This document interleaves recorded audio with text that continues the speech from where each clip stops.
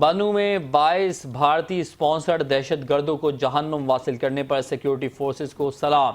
وفاقی وزیر داخلہ محسن نقوی نے کہا ہے کہ بھارتی اسپانسرڈ دہشت گردوں کے خلاف کامیاب آپریشن پر سیکیورٹی فورسز کو خراج تحسین پیش کرتا ہوں۔ سیکیورٹی فورسز نے ایک بار پھر بروقت کارروائی کر کے دہشت گردوں کے مذموم عزائم کو ناکام بنا دیا۔